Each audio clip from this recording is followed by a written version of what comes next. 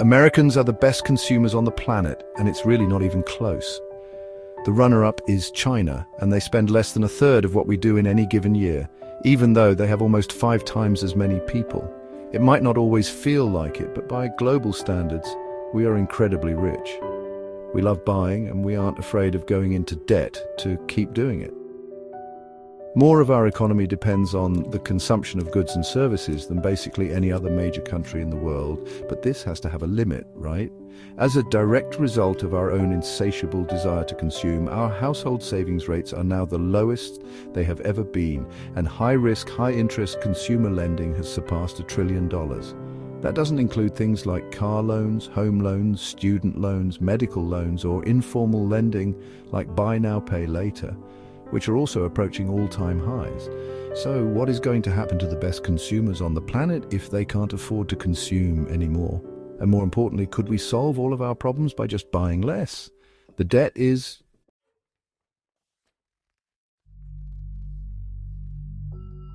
getting deeper, but there are indications that some are doing a better job treading water.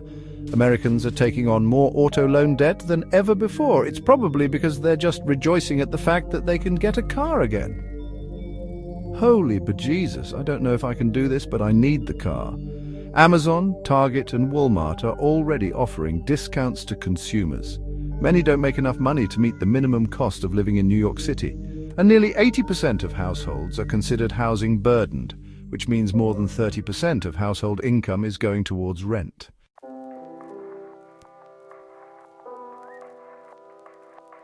According to data from the World Bank, America is responsible for about a third of all consumer spending worldwide, even though we only represent 4% of the global population. According to the same report, consumer spending is now 69% of our total economy.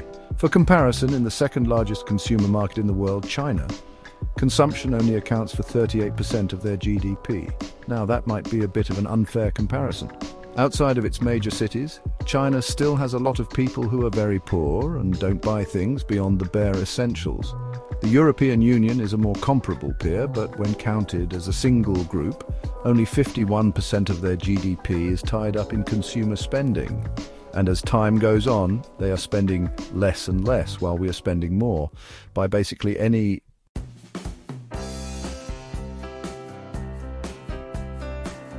metric. Americans are the best consumers on the planet. And this wasn't by accident. After the Second World War, America had a problem. The industrial juggernaut we had built up to fight the war in Europe and the Pacific no longer needed to make planes, tanks, ships and munitions for the war effort. After the Great Depression, the government really didn't want to let these factories go idle, so it continued policies first pushed by the New Deal to encourage consumer spending, to give those factories and their workers something to feed. The problem suddenly became that the market was saturated with goods and services, and there was presumably a limit to what people would buy. It was at this point that modern Mad Men-style advertising became a thing, as companies now needed to create demand rather than just catering to the demand that already existed. A not-so-fun fact is that a lot of the men that honed their craft creating propaganda for the First and Second World War pivoted to advertising, where they could use their skills to sell products instead of selling the nation's war efforts. The historian Kenneth Jackson noted in his book Crabgrass Frontier that the year after the war ended, there were only 8 self-contained shopping centers in America. Most purchases were still done at local standalone stores that catered to the essentials for everyday life. Just 14 years later, though, at the start of the 1960s, there were over 4,000 shopping centers across the country, all vying for their sweet, sweet consumer dollars. At this time, most of the other major economies around the world had the more immediate problem of rebuilding their factories and infrastructure that were destroyed during the war. Only after that did they have to start worrying about what to do with their extra industrial output. This gave America a head start in consumerism that has been hard to catch up to.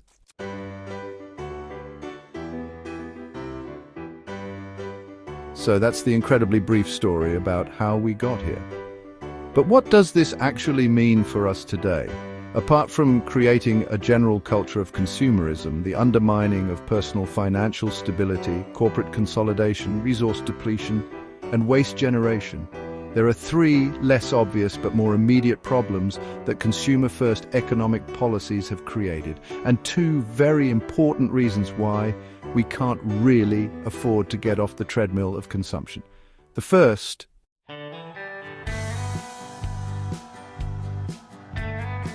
problem we slowly created for ourselves is that consumerism made luxury, convenience and experience cheap, but everyday life expensive.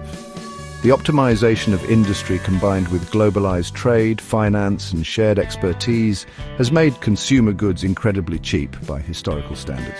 Adjusted for inflation, in the 1960s, an airline ticket from New York to Europe would cost $66,000, a fridge $4,000, a massive 21-inch color TV was almost $9,000, a home microwave oven produced by Raytheon was $5,000, and even modest home furnishings were worth the equivalent of tens of thousands of dollars. Today, added together, these consumer goods and services that probably seem pretty basic to you were collectively worth as much as a house. That's because, back then, consumer goods were luxuries, but housing was a pretty basic purchase. Today, global industry has made consumer goods extremely cheap, but constrained resources like land very expensive. You could go on an extended European vacation, buy the latest array of electronics and home appliances, and probably spend less than a few months' rent. All of these goods combined wouldn't add up to a down payment on a home in most cities, let alone an outright purchase. Now, hot take alert, but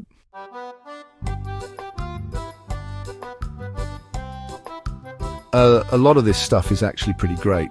Fridges, washing machines and modern computers do make our lives better and easier.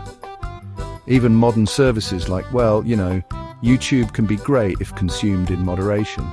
And I am not just saying that because I am a dirty, stinking, hypocritical creator.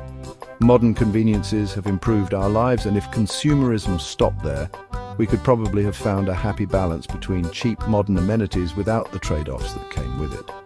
But the problem was, it was almost impossible to stop it there. Building an economy on consumers meant we had to keep on consuming. So it's time to learn how money works to find out what happens when we are finally full.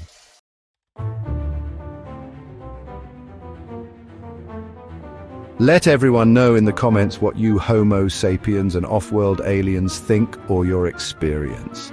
And don't forget to subscribe, like and share for fast, to the point news and information just like this.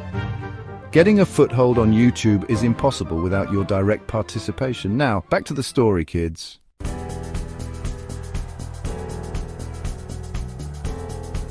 It's the easy and trendy thing to write off consumerism as just a generically bad thing. So as much as I would love to make an easy video about how consuming modern goods and services is everything wrong with the world, there is a little bit more to it than that. A lot of things we consume genuinely increase our standard of living and quality of life.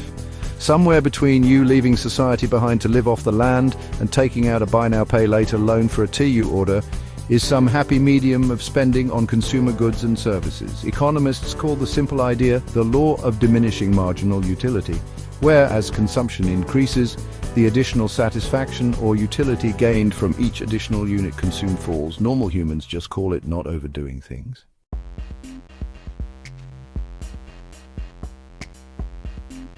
And the strongest evidence to support the idea that we are overdoing things is that consumption is actually surprisingly equitable. According to data prepared by the US Bureau of Labor Statistics, the lowest quintile households spent approximately $1.37 trillion on personal consumption in 2022. The top 20% of households, on the other hand, spent just over $6 trillion. This still means that the wealthiest households are spending more than 4 times as much on consumer goods and services as the poorest households.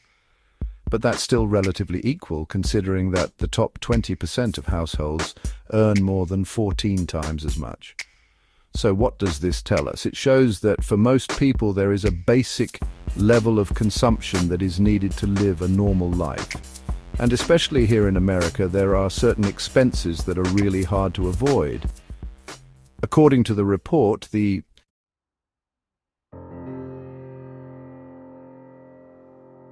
biggest cost for most people was, unsurprisingly, housing. Housing can't be mass-produced in a factory on the other side of the world like most consumer goods, so it's become really expensive. We've already covered that problem. Transport was the other major cost for most households. In most parts of the country, you need a car to get around, and for low-income households, that is a serious financial commitment. This can also be traced back to the consumer boom of post-war America. Lobbying from the automobile industry to build car-friendly cities and the mass adoption of remote single-family suburban developments meant that most of America was built around the car. The few East Coast cities that are either walkable or have reliable public transportation are unrealistically expensive for low-income households in other ways. So, without a lot of sacrifices, most people are forced into owning a car.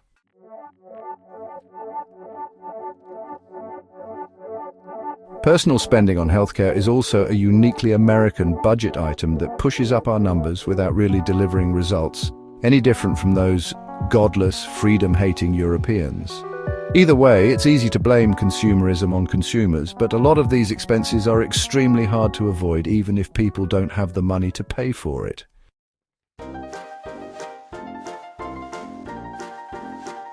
According to the same report, this consumption of the bare essentials meant that the bottom 20% of households were spending $727 more than they made after taxes every year. Now you might be wondering, how can a household spend more money than it makes every single year? The answer is debt, of course, but also the people in the bottom 20% change every year. If someone loses their job and it takes them a while to get work again, they may end up in the bottom 20% temporarily until they find a new job and jump back up to whatever income bracket they were in before. This means that they will go through their savings or rack up debt to keep themselves functioning, but they should be able to recover once they are back on their feet. An inconvenient side effect of this consumer-driven debt is that people in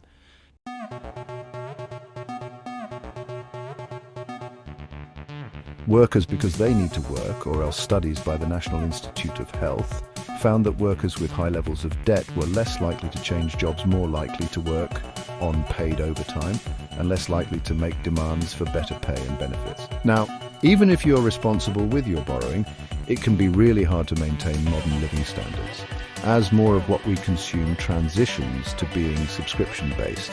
Even if you do save diligently for purchases, sometimes it's not even possible to pay up front anymore. So, you need a regular income to make sure you can cover next month's round of automated deductions from your bank account. Whether it can be from American Express, Netflix, Hulu, Afterpay, your student loans, car loans, TANDT, Adobe, Creative Cloud, Microsoft, Game, Pass, Peloton, or if you're a true power consumer, all of them at once.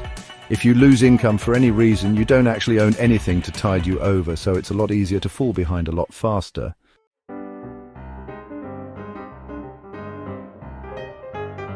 Now, the bad news is that as jobs become less secure, regular layoffs become the corporate norm, and work becomes less formal, most people are going to experience this fun little financial roller coaster at some point in their life.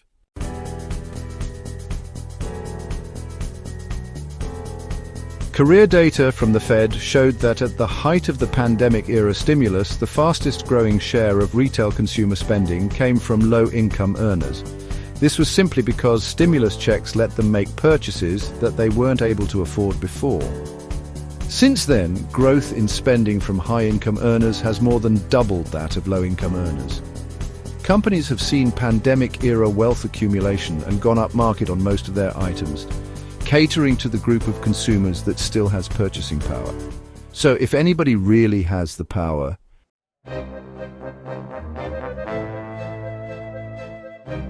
to stop their consumption, it's high-income earners. And on an individual level, that's probably a really good idea. A report by the Wall Street Journal has found that the US economy as a whole now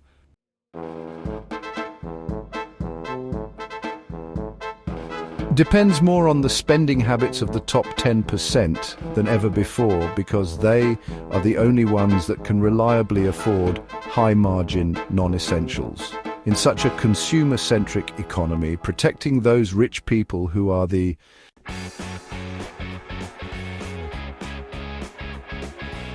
consumers becomes the most important objective, even though protecting workers would be a better long-term solution, because better paid and more productive workers turn into consumers anyway.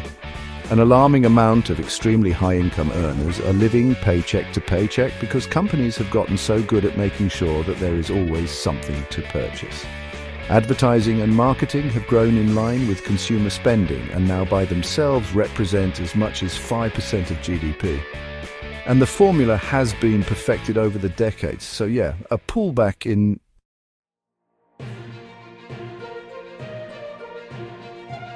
consumption, especially of imported low-quality goods, is probably a good idea as an individual. But on a nationwide level, it could get very scary. Our status as the biggest consumer market in the world gives us a lot of advantages.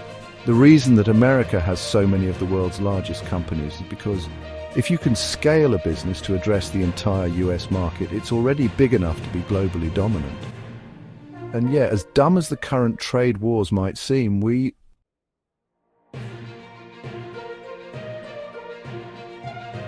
do have a lot of negotiating power because everybody wants access to our consumers.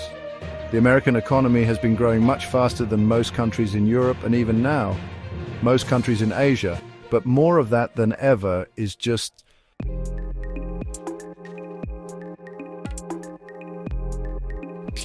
fueled by consumer spending of increasingly expensive goods and services.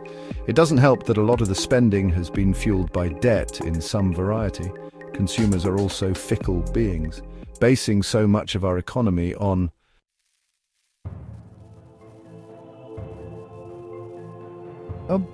highly indebted consumption means that if people get scared all at once about even the possibility of a recession and decide to be a little bit more careful with their money, that will cause a recession. Eventually, debt can only get us so far, and to be reliable consumers, we need reliable incomes. Unfortunately, the last real problem with this is that a growing share of this consumption is being provided by a rapidly shrinking share of suppliers, which is going to make issues like consumerism almost impossible to unravel.